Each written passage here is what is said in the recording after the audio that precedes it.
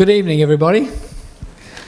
My name is Professor Robert Saint, and I'm the Pro-Vice Chancellor for Research Strategy here at the University of Adelaide. I'd first like to acknowledge the Kaurna people, the original custodians of the Adelaide Plains on which the campuses of the University of Adelaide at Roseworthy, Theberton, The Waite and here on North Terrace are based. Welcome everyone to tonight's Research Tuesday, Smoke in the Barrel. I think we all understand the devastating impact that bushfire can have on property and life, but for the wine industry, there are some additional causes for concern. Tonight we'll be hearing from Dr. Kerry Wilkinson on some of the impacts that bushfire smoke has on grapevines. She'll talk us through some of her research on vineyard management and winemaking practices that are helping to overcome this. Dr. Kerry Wilkinson is an Associate Professor of Enology based at the University's Waite campus. Since mid-2007, she has taught in the University's Viticulture, Enology and Wine Business programs. Kerry also leads a wine chemistry research group with primary research interests in the chemistry of grapes and wine and the influence of environmental conditions, viticultural management practices and winemaking techniques on grape and wine composition and sensory properties. Just having spent a wonderful long weekend in our fabulous Barossa Valley, I can't think of any more important topic. Think about your favourite wine. Imagine the colour in a glass, its delicate bouquet of smoked meat and cold campfire. Perhaps a hint of medicinal band-aid and a lingering ashtray character on the back palate. Well, that's exactly what some winemakers have experienced after their vineyards have been exposed to smoke from bushfires. I tasted my first smoke-tainted wine about 10 years ago when I was working as a research fellow in Margaret River. I was at a winery in Pemberton in the southwest of Western Australia. This region had had a number of its vineyards exposed to smoke following a series of prescribed burns. And the resulting wines had objectionable smoky aromas and flavours and an ashy aftertaste, and they were really quite unpleasant. For me as a wine scientist, this represented an opportunity for me to use my expertise in analytical chemistry to try to understand and also address an issue of concern for industry. Back in 2005, when we started our research on smoke taint, there really wasn't a lot in the scientific literature that considered in any way the impact of bushfire smoke on grapevine physiology or the composition or sensory properties of grapes and wine. There was some really good research, some even coming out of Australia, looking at the role that smoke plays in seed germination, and even I think it was Western Australian researchers were the first to identify the active constituent of smoke that causes seed germination. There was one paper that looked at the impact of smoke on photosynthesis of a plant called Chrysanthemoides monolifera, but most of the papers that we were finding relating to smoke flavour were related to the use of smoke by the food industry in order to enhance the colour, aroma and flavour of food products. And this has been quite well researched. So really for us, the first question was to try to establish whether or not smoke actually causes a taint in grapes and wine. So the very first experiments that we were involved in involved exposing Verdelho grapes to smoke post-harvest. So we were able to obtain access to bunches of Verdelho grapes. We used facilities at Kings Park up in the Perth Botanic Gardens, and we laid these grapes out on racks in a purpose-built smokehouse that was used for some of the seed germination work, and we exposed this fruit to smoke. We then took both control grapes and the smoked grapes and fermented them, and then analysed the resulting wines. What we were looking for was the concentration of a number of compounds that I'll refer tonight to as volatilephenols. These are derived from the thermal degradation of lignin, which is a macromolecule present in plant material. In particular, we were interested in two compounds, guaiacol and 4-methyl guaiacol, because these compounds have been linked with smoke-related aromas and flavours. They're actually quite common wine constituents. They're generally found in wines that have been aged in oak wood, but they've also been associated as constituents of smoke and also constituents of foods that have been smoked during their preparation as well. So this is what we found. So we looked at a number of compounds. We have guaiacol and 4-methyl guaiacol, which, as I said, have smoke-like aromas, but also 4-ethyl guaiacol and 4-ethyl phenol, which have also been associated with smoke-related characters. In our control wines, we couldn't detect any of these compounds, but we saw large concentrations, particularly of guaiacol, but all 4 of our volatile phenols in the wines that were made with the smoke-tainted grapes. Importantly, we also conducted some sensory analysis on these wines, most of which we did by aroma only, because the wines were sufficiently tainted that it was quite clear that they were very smoky. I did make the mistake of tasting one of these wines and spent the rest of the afternoon regretting it because I just couldn't get rid of that taste from the back of my mouth. But we were pretty confident that we had confirmed that yes, smoke does indeed taint grapes and wine. However, the experiment that we conducted wasn't in any way indicative of what happens when a vineyard is exposed to smoke. So the next step for us was to take our experiments out into the field and have a look at grapevine exposure to smoke. So we did this by erecting purpose-built tents around our grapevines, so as shown here. We then burned our fuel, created smoke and pumped that smoke into the tent to expose the grapevines inside to smoke for, in this instance, 1 hour.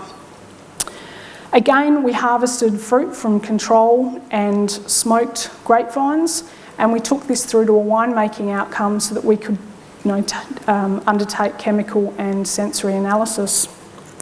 But in this particular experiment, what we also did was to take samples at different stages of the winemaking process so we could have a look at how the taint evolved as a result of fermentation. And this is what we found. Surprisingly, the free-run juice, so just the juice that comes straight from the grapes as they're crushed, actually had virtually none of these volatile phenols present. And what we saw over time was a progressive increase in the concentration of all the volatile phenols. At this point, I wasn't that surprised. This is pretty much what I was expecting, that we'd see the extraction of these volatile phenols over time and we'd see the concentrations increase. But what surprised me was that after 7 days fermenting on the skins, because these are red grapes, so in order to extract the coloured pigments from the grapes, they need to have the skins present, we pressed our wine, so that means we took the wine off the skins, and that was the end of primary fermentation. We then put our wines through what's known as a secondary or malolactic fermentation, and that's where the results started to surprise me, because we saw a significant increase in the concentrations of all the volatile phenols that we were continuing to measure during fermentation. Now, if this was simply an extraction process from the skins, we shouldn't have seen this additional increase in concentration. So this got me thinking about, where is these extra volatile phenols coming from? It made me think that perhaps there were one or more precursor compounds to these volatile phenols.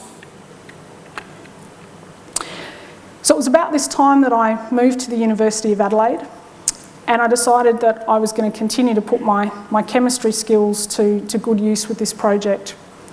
Now, we know that many of the volatile compounds that are responsible for the aroma and flavours of grapes and wine that we enjoy, all the fruity, floral type characters, many of these actually exist in grapes in what we call a precursor form. So they actually exist with one or more sugar molecules attached to them. During fermentation, a winemaking yeast or bacteria or enzymes can actually cleave these sugars and they metabolise those through to alcohols. But the flavour compound itself, as the volatile or free form, is released into the wine, and hence the aroma and flavour evolves. So it got me thinking that maybe that's what was happening with these volatile phenols, that during smoke exposure, these volatile phenols were being taken up by the grapevine, that the plant was attaching one or more of these sugar molecules on it, and then during fermentation, the yeast were breaking them down again, and that therefore this could occur during both primary and secondary fermentation. So it's relatively easy for us as chemists to actually synthesise a reference standard of the glucoside of guaiacol. So we have the chemical structure of guaiacol, and all we did was to link a sugar molecule to it. So now we were able to use this as a reference compound to go and look to see whether it's present in our smoke-affected grapes. So when we characterise this, we use a technique known as mass spectrometry, and what this gives us is essentially a chemical fingerprint for our compound. So this molecule of its own has a molecular weight of 284, and our mass spectrum, we can see a peak at 285, which corresponds to our glucoside in an ionised form. We can also see a peak at 345, which is a derivative associated with the solvent that we were using for analysis. But importantly, if we see cleavage of the sugar bond, so here where the red line is, that gives us this fragment here from our volatile form of guaiacol that has a molecular weight of 123 atomic mass units. And sure enough, we see a fragment corresponding to 123. And the sugar component here has a molecular weight of 161 atomic mass units, and we see a fragment that that matches that molecular weight as well. So this is essentially the chemical fingerprint of our compound, and we can use that to go and analyse our grapes.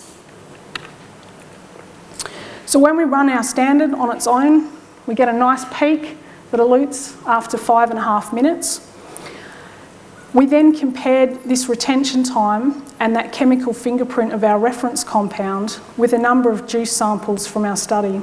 So we had a Sangiovese juice that came from grapes that had been exposed to a bushfire, so a real life bushfire. But then we also had juice from Chardonnay grapes from our own experiments. So we had both a control juice that hadn't been exposed to smoke, and then also a juice that came from grapevines that had been exposed to smoke. And what we saw is, in the case of the Sangiovese, we can see a peak that corresponds to the same retention time as our reference compound, and it had the same chemical fingerprint in its mass spectrum. We also see that peak still present in the sample of our smoked Chardonnay juice, but it's no longer present when we look at our control Chardonnay juice. So at this point we were pretty confident that yes, indeed, these precursor compounds were being formed in the grapevine and grape berries. So we were then able to use this to develop a new analytical technique. So what the wine industry was struggling to be able to analyse their grapes and understand whether or not they had smoke taint, largely because they were analysing grapes, trying to look for these volatile phenols, which they could no longer see, so they were thinking they were in the clear, they didn't have smoke-affected fruit. When in actual fact, they needed to be looking for these precursor compounds. So with the help of the Australian Wine Research Institute, we developed a method for being able to measure these precursor compounds. And we then applied that to a series of viticultural and winemaking trials. Now I'm going to talk about a few of those trials today, but not all of them. But I'm going to talk about some of the trials that we did where we've actually exposed Grenache, Merlot and Viognier grapevines to smoke and then made wines. But in many cases, we were lucky enough to have industry partners who were able to donate fruit or wines to us for analysis as well. So the next study that we wanted to look into was the accumulation of these precursors in the grapes. So we wanted to understand how these precursor compounds were forming.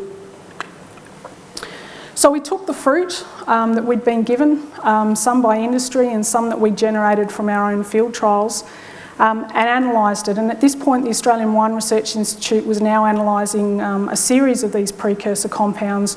So different compounds depending on whether one or two sugar molecules were being attached and how they were being attached and what the different sugars were.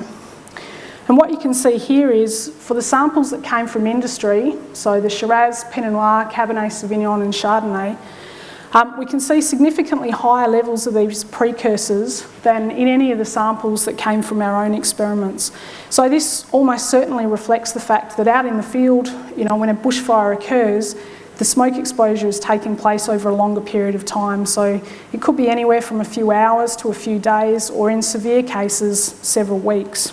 And so we saw much higher concentrations of these precursors in the samples that came from industry. In our experiments, we exposed Grenache grapevines to smoke for just 20 minutes. Merlot and Viognier were exposed to smoke for 1 hour, and we were still seeing these precursor compounds. But the other thing that was interesting is we were still seeing small amounts of these precursor compounds even in the control grapes, so in the grapes that weren't being exposed to smoke, and that's important too. I'll come back to that. The other thing we're really interested in understanding is how quickly were these precursors forming in the grapevines. Were they forming straight away, or was it taking a period of time? So one of the experiments we did with the Merlot and the Viognier grapevines was to actually expose the grapevines to smoke and then to collect fruit samples over a period of time so that we could analyse them and see the accumulation. And so what we saw was initially the glucoside accumulated early on but then dropped away again. Predominantly, again, the main precursor was a group of disaccharides, and they continued to increase for a period of time, and then they levelled off. And we saw a very similar trend with the Viognier grapes.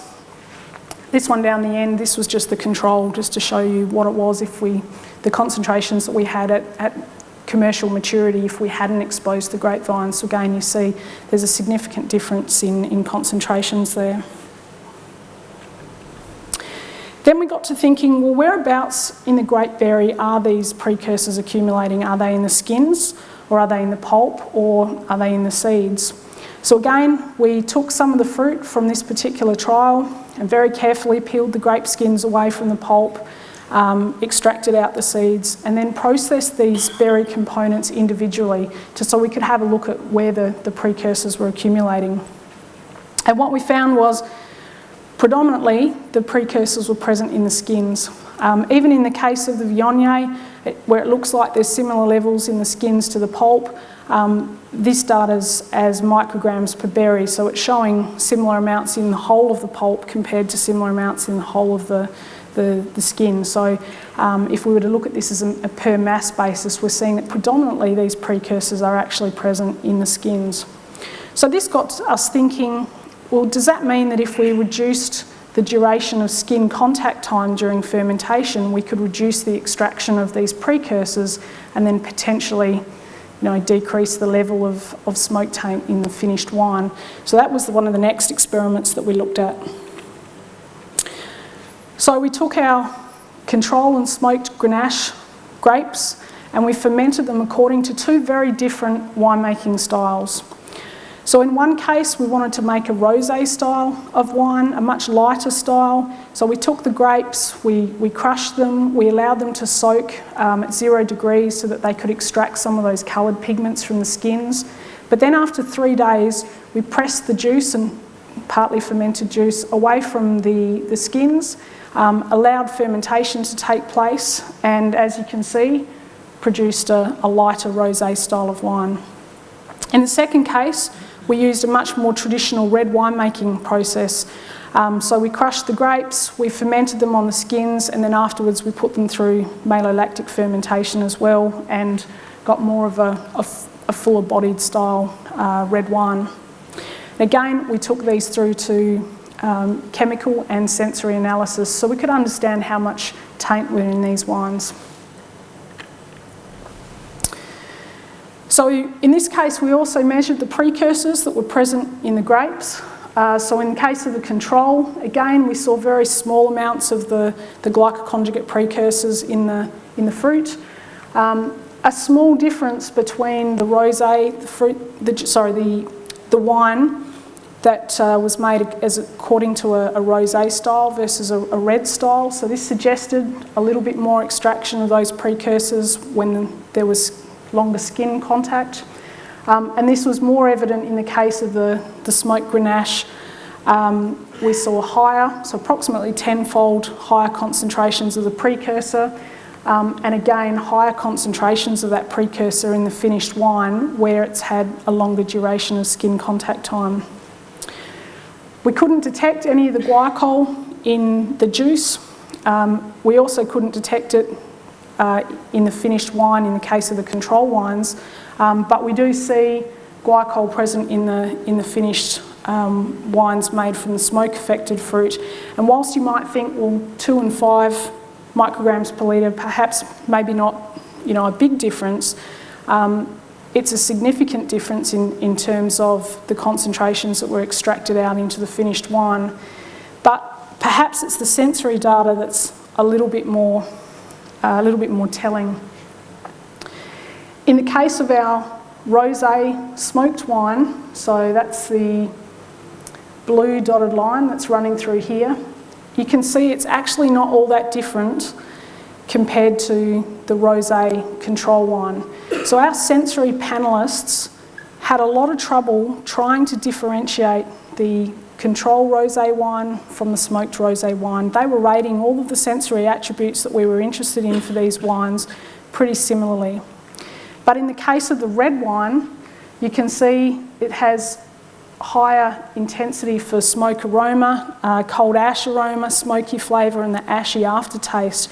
So that increased skin contact time was having a big impact on the sensory properties of the finished wine.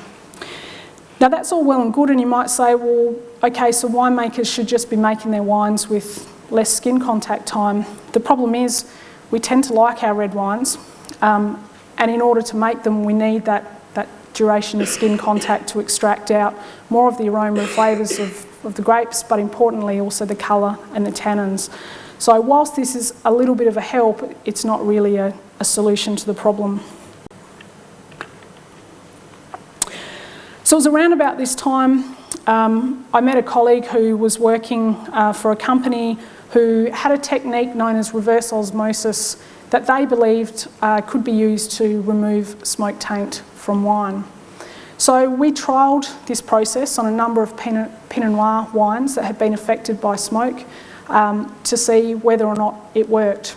So to explain what reverse osmosis is, essentially what they were doing was taking their tainted wine and pumping it over a special membrane. Now this membrane is going to fractionate the wine based on predominantly molecular weight. So the idea is that smaller components within the wine, so things like water, alcohol, many of the flavour compounds, will pass through the membrane, and so they will pass through as what's known as permeate. But the much larger wine constituents, so things with much higher molecular weight, are too big to pass through the membrane. So now these are things like sugars and tannins and the pigments that give a red wine its colour. So these are retained in what's known as the retentate. And in fact, you can see the wines here, the retentate, retains its colour, but the permeate is entirely colourless. So none of those anthocyanins have been allowed through that membrane. So the process is working on the basis that the wine's being fractionated so that we can then treat selectively the permeate, which should contain more of the smoke taint compounds because they've passed through the membrane, being smaller molecules. We can then pass them over an adsorbent resin, like an activated carbon, which we hope will then strip out these volatile compounds. Then after treatment, that treated permeate will recycle back around, be combined with the retentate and passed back to the tank. And so depending for how long you treat a wine through this process, we figured that would have an impact on how much of the smoke taint we could remove. So one of the wines that we treated was a fairly heavily tainted Pinot Noir. We also think it had a little bit of what's known as Brettanomyces spoilage because it had large or high concentrations of 4-ethyl glycol and 4-ethyl phenol. But what you can see from this is that as we treated this wine for a longer and longer period of time, the concentration of these volatile phenols decreased. So this process of reverse osmosis and solid phase adsorption was in fact removing these volatile phenols from the wine. Again, we always like to combine sensory analysis with our chemical analysis so that we can see what the impact is on the wine aroma and flavour. The solid line, this is our untreated wine, and the dotted line is the wine after after it's been treated with reverse osmosis. And so what you can see is a significant shift in terms of the intensity of smoke characters, again cold ash characters, smoky flavours, and then that ashy aftertaste. So we've significantly improved this wine as a result of this process. One of the drawbacks to this process is the fact that these precursor compounds that are obviously still present in the wine after fermentation, at least to some extent, have molecular weights above the molecular weight cutoff of the membrane. And so these precursor compounds don't pass through the membrane and aren't being removed through this process. So one of the limitations is we were concerned that over time these precursors might continue to break down in the wine and the taint might return. So we actually looked at this issue, not with the same Pinot Noir that I've just shown, but with a different Pinot Noir. And indeed, that's what we found. So at the time that we treated the wine, we were able to reduce the concentration of glycol from 12 down to 3 micrograms per litre, and for 4-methyl-glycol from 5 down to levels that we could only just detect.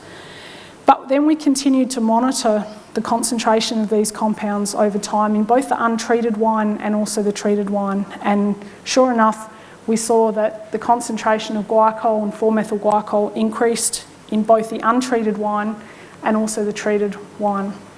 So after 30 months of aging, our treated wine still didn't have the same concentrations of volatile phenols that we'd started with, but it was starting to exhibit some of those smoke characters.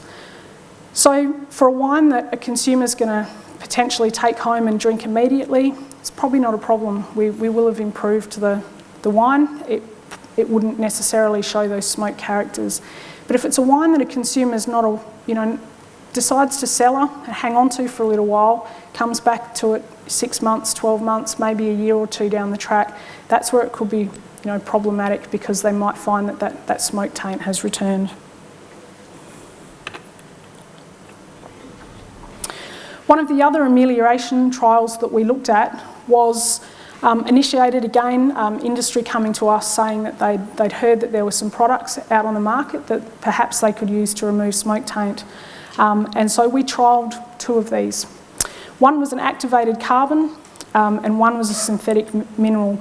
So these are winemaking additives that are sometimes used by winemakers to try to correct minor problems. Legally permitted additives added at certain rates to try to remove problematic constituents from wine. So we decided to trial these and see how they'd go with the smoke-tainted wine. And we did this with both a Cabernet Sauvignon and also a Merlot that came from our trials that we knew exhibited quite intense smoke taint. Again, we measured volatile phenols to try to understand what was going on. And in our Cabernet Sauvignon, the activated carbon worked really well. So it removed more than half of the glycol, most of the 4-methyl-glycol, and about half of the syringol.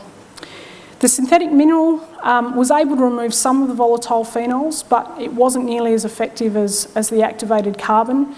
And when we combined both of these treatments together, again, it worked quite well, but I'd suggest from the data that this was largely due to the activated carbon. And the results that we see were quite similar for the Merlot, so we were able to reproduce that trend in both wines. Once again, we used sensory analysis just to confirm what we were seeing. So in each of these diagrams, the blue wine is our smoke-affected wine. So you can see it's got intense smoky aromas, cold ash aromas, subdued fruit characters, and the smoky flavour and ashy aftertaste. Once we've treated these wines with the activated carbon or the activated carbon and synthetic mineral, you can see not only is there a significant reduction in the smoke-related sensory properties, but also now we're starting to see that the fruit aroma and fruit flavour is being enhanced. So what's happening is that the smoky characters are actually overpowering the fruit characters. When we remove the volatile phenols that are present in this wine, we not only reduce the intensity of smoke taint, but we also allow those fruit flavours to actually come back through. So this is suggesting to us that the activated carbon's not having a detrimental impact on those desirable wine aroma and flavours as well, which is also important. And importantly, we didn't see the activated carbon have any impact on, or significant impact on, the colour of these wines as well, because that's one thing we'd also be mindful of. Again, to be fair, we have to state that we did actually measure the precursor compounds in these wines, and again, the treatment was unable to remove those compounds. So whilst it was targeting some of the volatile compounds associated with smoke taint, we weren't able to remove the precursor compounds. So in the same issue with reverse osmosis, it's quite likely that over time the taint could return in these wines. Some of the more recent work that we've done has been aimed at looking at whether different grape varieties might be more or less susceptible to smoke taint than others. So maybe it would be possible for us to plant certain grape varieties in regions that we know are more prone to smoke taint, as a management strategy. So we conducted a field trial where we exposed 7 different grape varieties to smoke. We had Chardonnay, Sauvignon Blanc, Pinot Noir and Pinot Gris in a vineyard in the Adelaide Hills. And then Shiraz, Cabernet Sauvignon and Merlot grapevines that were exposed to smoke at our vineyards at the Wake campus. Now, there were 2 quite different crop loads at each of these vineyards. So the Adelaide Hills vineyard was a commercial vineyard. They were cropping at somewhere between 15 and 40 kilos of fruit per vine, so it was quite high. Whereas at the Wake campus, we're not a commercial vineyard, so our yields were around 5 kilograms per vine.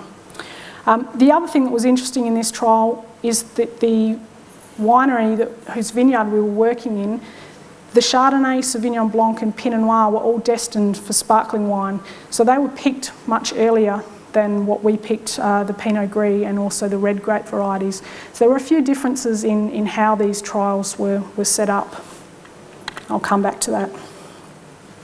So I apologise for this. In Death by PowerPoint, they always tell you don't put up a slide that's got so much text and that, but I'll talk you through what the most important features of this table are. So firstly, with the exception of Shiraz, our control fruit pretty well always contains less than 100 micrograms per kilogram of the glycoconjugates. So it may be that it's possible for industry to use the measurement of the glycoconjugates as a means of testing whether or not fruit is smoke tainted. So before you take it through to a winemaking outcome where you've outlaid cost for harvesting and producing wine. Because you can see the levels that were present in the smoked fruit were, in most cases, much, much higher. But it was interesting to see that the levels that were present in the control Shiraz, they're still much lower than in the smoked Shiraz, but they're actually quite high.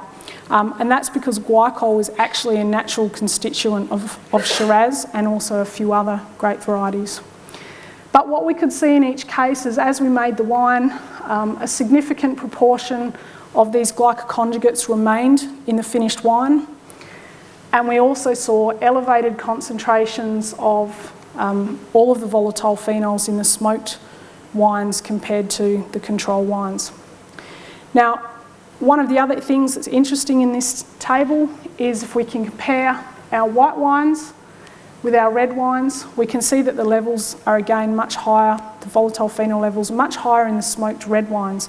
So this reflects that skin duration, the duration of skin contact time during a red ferment. If we look at the data, initially we might think it's the smoked Shiraz wine that we'd expect to be the most tainted, but when we take into account the fact that it had some naturally occurring glycol present in the control grapes, we'd come back and actually decide that it's probably the smoked Cabernet Sauvignon. And in terms of the white grapes, it was the Pinot Gris that had the highest concentrations. And that's actually exactly what we saw when we went to sensory analysis. So our blue dotted line here, the highest levels of smoke and cold ash aroma and smoky flavour and ashy aftertaste, that was our smoke-tainted Cabernet Sauvignon. What was interesting to us though is that the dotted red line, by and large, with the exception of the ashy aftertaste, actually tracked quite closely to its corresponding control wine. So in the case of the Pinot Noir, it didn't look like it was exhibiting as much of the taint apart from that ashy aftertaste. But in the case of the other smoke-tainted wines, so the Merlot and the Shiraz, there were still, quite prominent smoke characters in those wines. In the case of our white grape varieties, the Pinot Gris was indeed the most smoke-tainted, so again, higher levels of, or more intense smoke-related sensory properties. But again, some of those white grape varieties were tracking a little bit closer to their corresponding control wines. And that was interesting for us because it made us come back and think perhaps that had something to do with the maturity of the grapes when we harvest them. So these were the 3 grape varieties that were picked early to go towards sparkling base. So that took us to the subsequent trial where we decided to apply smoke to a subset of those grapevines, so Chardonnay, Sauvignon Blanc, Shiraz and Merlot, and this time we conducted all of these field trials at the Wake campus, and we harvested the fruit at 2 very different maturity levels. So one, harvest A, we picked the grapes at a total soluble solids of 16 to 20 degrees Brix. This is somewhat indicative of the level of maturity that you would need for a sparkling wine or a light-bodied wine. In the case of our second harvest date, so harvest B, we picked the grapes riper, so now they're at 22 to 25 degrees Brix.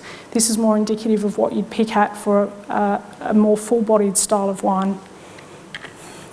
And again, we took this through to a winemaking outcome and measured the volatile phenols as an indicator of the level of smoke taint.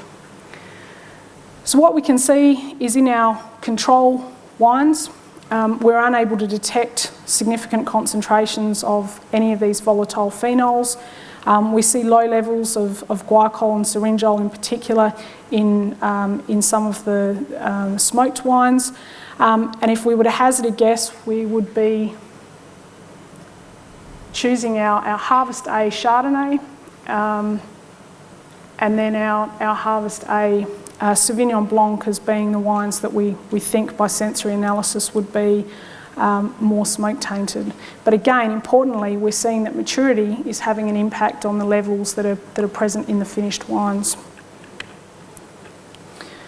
Similar results for our red wines. Again, we're seeing some of these volatile phenols present in the control wines because they are natural constituents, but we see elevated concentrations in the smoke-affected wines. And now we've got fairly similar levels of volatile phenols in Harvest A and Harvest B smoked Merlot. We'd probably expect the Harvest B Shiraz wine to be exhibiting more intense smoke taint.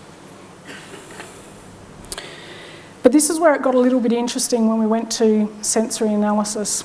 So much of the advice that's going out to winemakers now is if they think that they've got grapes that might be tainted, they're being told, go and pick some of that fruit early, so at a lower sugar level, put it through a quick ferment, and then you can do some sensory analysis and or chemical analysis to try to understand whether it's tainted or not.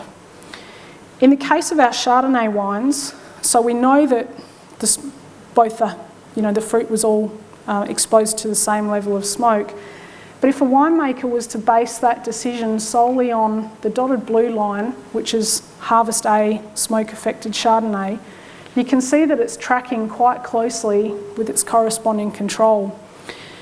If that winemaker was then to make the decision that they're clear of smoke taint, and once that vineyard actually reaches commercial maturity, they should go ahead and harvest it and make wine, you can see what they would have ended up with is a Chardonnay wine that was actually smoke tainted.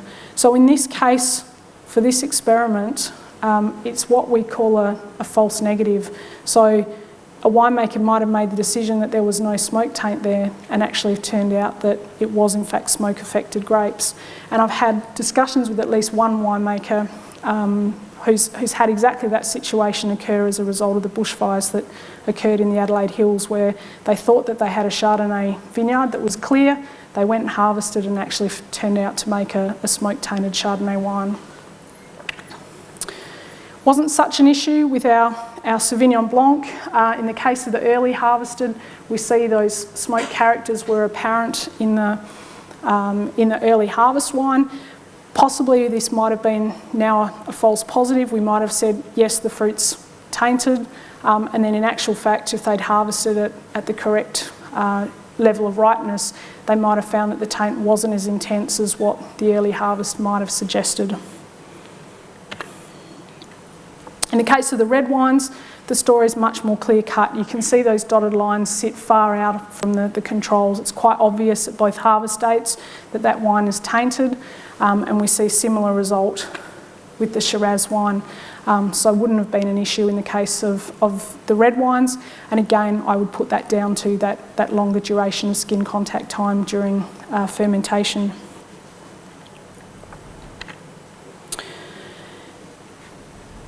So, as much as we have certainly improved our understanding of the impact of bushfire smoke on grape and wine composition and sensory properties, with the research that's been done over the past 10 years, I think it's probably fair to say that, unfortunately, we don't have the silver bullet yet. Since 2003, significant bushfires have occurred in just about every wine-producing state in Australia. This has a significant financial cost to producers. The Victorian wine industry estimated that their loss of grapes and wine alone following the 2007 bushfires costs producers in the order of $100 million. That's before you take into account the fact that some producers might have thought they were okay, and so they went ahead and made a wine. And then if they bottled that and it went out to consumers, consumers might have tasted that wine, not realised there was actually a fault with the wine, and simply decided that they don't like that wine from a particular producer. Or the many producers who made a decision that they weren't going to bottle a wine because they weren't going to take the risk that it might be tainted and they might put off their consumers, but they then lost shelf space because they didn't have their brand on the bottle shop for consumers to see, and so they had that, negative impact. So it's much broader than just the economic costs are much larger than just the cost in terms of the loss of fruit and wine. It's also important to note that this isn't exclusively an Australian issue. So over the past decade, significant fires have occurred in both California and Oregon state, wine-producing regions in the USA. There have been fires and vineyards exposed to smoke in Canada as well, and even this year the South African wine producers have been affected by fires as well. Unfortunately, the incidence of fires is expected to increase in the future as a result of climate change. So the warmer, drier conditions and increased lightning strikes that are expected as a result of global warming, these conditions unfortunately are conducive to bushfires, and so we can't help but expect that these events might occur more frequently in the future. In terms of what we do know, we do have an improved understanding of the issue for industry, and in particular we've now got much better methods that will enable industry to assess fruit and wine and determine whether or not it's tainted or not. One of the important findings is also the fact that we know that if a vineyard is exposed to smoke in one season, we know that there isn't a risk of smoke taint carrying over to the next season. It's exclusively within a single growing season. But unfortunately, the remedies that we have identified so far are short-term only, so we're still chasing that silver bullet. At the University of Adelaide, we're still involved in smoke taint research. Knowing that we haven't solved the problem yet, we're continuing to work in this area, and the research that we're undertaking at the moment is now trying to understand the biochemical response of grapevines to smoke. So we're very much interested in the processes that are taking place within the grapevine following smoke exposure, in particular the enzymes that are responsible for attaching those sugar molecules onto the smoke constituents once they're inside the grapevine leaves and berries. So this work is being funded by the Australian Research Council through an Industrial Transformation Training Centre for Innovative Wine Production, and the website's up there if anyone's interested in having a look at the projects that are involved within that training centre. Largely the training centre is aimed at helping the wine industry address many of the issues that are associated with production in the current environment. So a lot of it's around consumer demand for low alcohol wines, trying to balance sugar accumulation versus flavour accumulation in grapes and wine, but there's also an ongoing focus on the impact of bushfires on grapes and wine. So that hopefully the next time you're enjoying your favourite wine, it's the delicate bouquet of fruit characters that you're picking up, perhaps a hint of toasty oak and lingering tannins on the palate without any smoke taint to be seen. I'd like to finish just by acknowledging a number of people that have been involved in this work. It's certainly not all down to myself. So Kristen Kennison from the Ag Department in Western Australia pioneered much of the early work that was done on smoke taint. I have to thank my colleagues at the Australian Wine Research Institute, in particular Yogi and Gail, who've helped us out a lot with chemical analysis over the years. David Wallen from MEMSTAR, who was involved in the reverse osmosis work.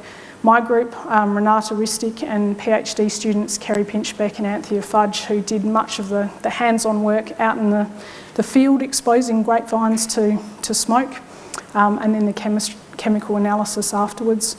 And importantly, the industry partners that have supported this research, that have given us access to their vineyards for our field trials, that have donated fruit and wine to our experiments, and also the funding agencies, the Australian Research Council and the Australian Grape and Wine Authority who've funded this research. So thank you. Thanks, Kerry. Are there any questions for Kerry? We've got a roving microphone, so please wait until the microphone arrives.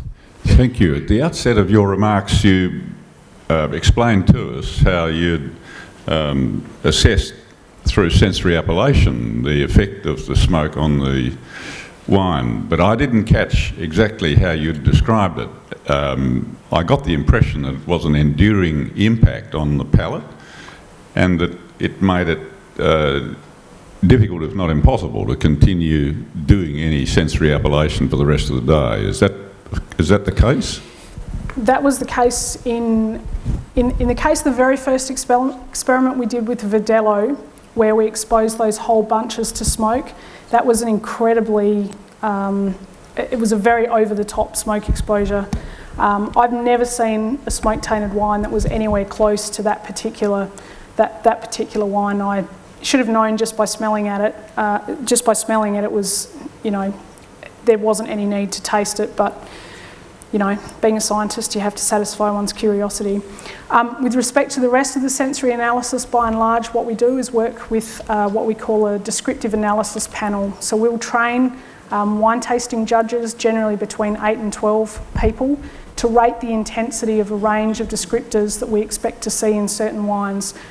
So this will include fruit aroma and flavour. In the case of our experiments, also smoky, cold ash aromas. Some of these wines might have some oak treatment, so woody as well, the ashy aftertaste, smoke flavour, and then a range of taste attributes as well, such as bitterness and sourness for tannins and acidity. With the treatment of the RO treatment of the Pinot, did you happen to check how dry it was? Would a drier wine break up more of the precursors before treatment? From memory, all of the wines were dry, so I've tasted all of these wines and none of them had a significant level of residual sugar to them. They were all dry in terms of all of the sugar present had been converted to alcohol during fermentation. But what we do see is a large pool of the precursor compounds, which won't be significant enough to contribute to sweetness, but albeit they do still have sugar molecules attached. But we've tried this on a number of wines and not seen those precursors being broken down. So the problem is that the precursors won't pass through the membranes for us to actually be able to remove them. If we directly treat the wine with the adsorbent resin without the fractionation process, then you start removing desirable wine constituents as well, and you start having an impact on wine quality, a detrimental impact on wine quality. So there are sugars that aren't being fermented which the precursors are still attached to, or there are other compounds besides the sugars that are still there? No, that's correct. There's a proportion of the glycoconjugate pool, those precursor compounds, that aren't being fermented during fermentation. So their concentrations are in the microgram per litre range, whereas traditionally the sugars that are being fermented during fermentation are present at gram per litre. So it's a much smaller pool, but it's enough to have a significant impact in terms of the sensory properties from a volatile perspective, just not in terms of sweetness. But presumably the lower you could get that sugar level to start with, then you could impact the amount that the precursors break up later on. That's true. So if we could find an enzyme that would break down all of that glycoconjugate pool, we might have a better chance at removing the volatile component that's contributing to smoke taint, yes. Your analysis on the amount of compounds in the various parts of the fruit suggested to me that possibly a lot of the input comes out actually through the leaves. Have you looked at the way it's translocated from the leaf material into the various parts of the fruit? Because I know the seeds have a completely different connection to the transpiration stream than the rest of the fruit. Yeah, that's a good question. We've done some experiments where we've tried to keep the fruit from being exposed to smoke and also tried to keep the leaves from being exposed. And unfortunately, it's logistically a very challenging experiment to do because you can bag the fruit up and you can bag the leaves up, and I'm pretty sure the smoke's going through the plastic anyway. So the results from those experiments were inconclusive. We're actually trying to design the experiments to completely overcome that. My feel is that the smoke is being taken up by both the leaves and the fruit. We actually see higher concentrations of the glycoconjugate precursors in the leaves compared to the fruit. The jury is still out on whether the leaves are taking them up and also then translocating the taint into the berries during ripening. We're not sure yet. I haven't seen data that supports that one way or the other as yet. It's an interesting question, but I don't have that answer yet, I'm afraid. Would the leaves be a source of the conjugation of the glycol and to the sugars? Because a lot of biochemistry goes on in the leaves, chloroplasts, etc., and then it's exported. So it wouldn't surprise me that a lot of your enzymology is actually in the leaf. Absolutely. We know that binding process will take, the glycosylation process where the sugars are being attached to the volatile compounds, we know that takes place in the leaves. My feel is it's taking place in the berries as well at the same time. Whether or not there's also translocation from leaf to berry, that's what we're not sure of yet. Good evening, Kerry. Dean Foster from VA Filtration Memstar. I'm here as an interested observer, obviously. One of the things that I was thinking about is that we do most of our treatment on wines not long before bottling. Is there any work being done on the thought of treating these wines not long before bottling, after they've had time to mature in barrel or in tank, and the glycosides to break off the precursor or the precursors to break down? We haven't done that research, although I'm fairly sure that at least one of the Pinot Noir wines that we treated had been aged in oak barrels, just based on the data for ethyl glycol and 4-ethylglycol and 4-ethylphenol. But absolutely, you're correct. The longer you kept that wine before you put it through the reverse osmosis treatment, a greater proportion of the glycoconjugate pool would break down, so therefore you'd be able to remove more of the taint. We're actually in the process of stock taking the wines that we've got from our varietal trial. So these wines would be about 5 years old now. They were 2010 vintage. And so we're planning to go back and reanalyse these wines to have a look at how much of that precursor pool is still there and whether the level of taint in those wines has increased, decreased, stayed the same. So we've got a better understanding of the impact of storage. But my feel is that we'll still see some precursors present, but I could be wrong. It's happened before. Kerry, coming back to the question before about translocation, I guess the original work that we saw was some carbon labelling work done, I think, in 2000 from Raymond Boems, which demonstrated, looking at the breakdown of carotenoids, that the glycosylation and then vacuolisation meant that they weren't translocated from leaf tissues to fruit. Do you feel, just to re-qualify, you did present a slide there, I think, of some Merlot where you exposed it and then you saw a cumulative increase in the diglycosides in time. Do you feel that there's a relocation of a non-glycosylated version to the fruit tissue and then a vacuolisation through enzyme sequestration? Again, I don't think we've got the data to support that one way or the other. My feel is that in the case of those experiments with the Merlot and the Viognier, that we were seeing glycosylation taking place within the berry, so we were only sampling the berries. It would have been interesting if we had analysed the leaves as well to see whether we saw the same glycosylation patterns there. But in those experiments, the grapevines were being exposed to smoke at about 7 days post-veraison. So then you have to start looking at, how much translocation is taking place. And yeah, I'm not confident to say one way or the other. I don't think we've got the data for that yet. It's high on our hit list in terms of what we think we still need to understand. Together with, the fact that you've got Shiraz producing its own guaiacol, you've got wines that are aged in oak barrels that have guaiacol, they're not considered to be smoke tainted. I'm not convinced that we're looking at all of the right compounds yet either. So I think there's more work to be done. Imitated smoke is the one that you have used for some trials, but in actuality, there might be some other environmental factors that might have been involved in this smoke.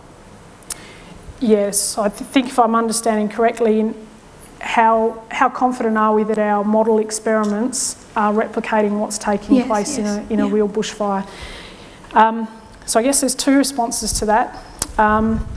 If you understood the risk assessments that we have to write in order to do these experiments, you'll know that we're not going to get permission to go out and sample grapes and grapevines during a bushfire.